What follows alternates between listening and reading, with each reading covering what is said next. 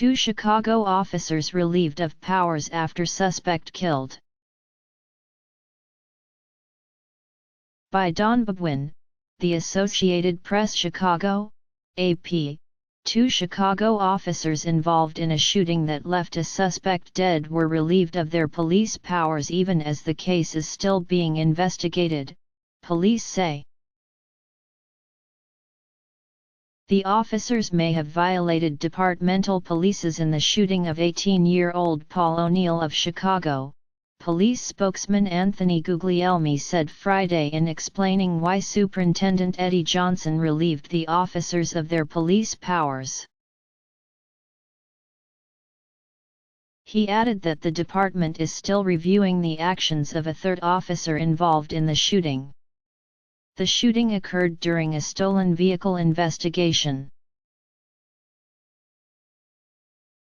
Chicago police said that officers stopped a stolen Jaguar convertible Thursday evening in the city's South Shore neighborhood and were exiting their own vehicle when the driver sped away, sideswiping a squad car and a parked vehicle in the process.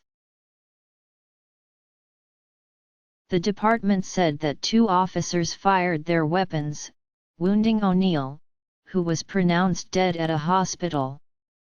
The department said some officers were injured, but that their injuries were not considered life-threatening. At this moment the department has, unfortunately, more questions than we do answers, Guglielmi said. O'Neal was black. Police have not provided information on the officers' races. The handling of officer-involved shootings in Chicago has come under intense scrutiny since the release last November of a video that shows a white officer fatally shooting black teenager Laquan McDonald 16 times. That shooting, and the initial statements by a union spokesman about McDonald lunging at police that turned out to contradict what was on the video, raised serious questions about what the public was being told about police shootings.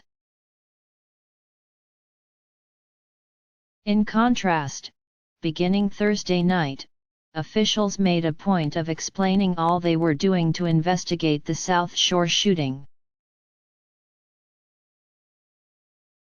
Not only was First Deputy Superintendent John Escalante on the scene speaking to the media, but investigators from the Independent Police Review Authority, which investigates police misconduct cases and officer-involved shootings, arrived and obtained footage from cameras that the officers were wearing or were mounted on their squad cars.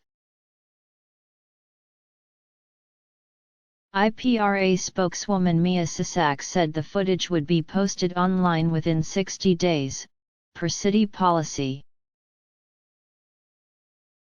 Among the questions investigators will try to answer is whether O'Neal was involved with the theft of the vehicle earlier in the day in the suburb of Bolingbrook.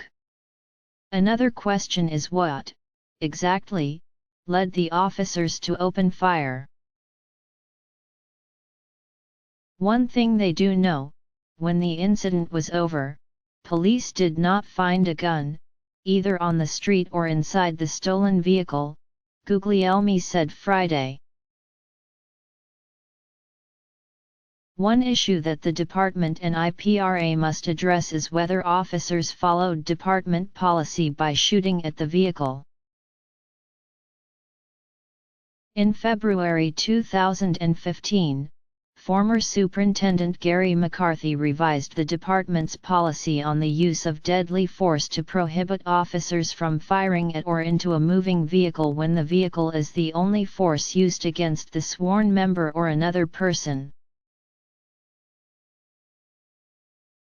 But while no gun was found, the policy also says that officers will not unreasonably endanger themselves or another person to conform to the restrictions of this directive, meaning they had the right to defend themselves if they or someone else were in imminent danger of being struck by the car.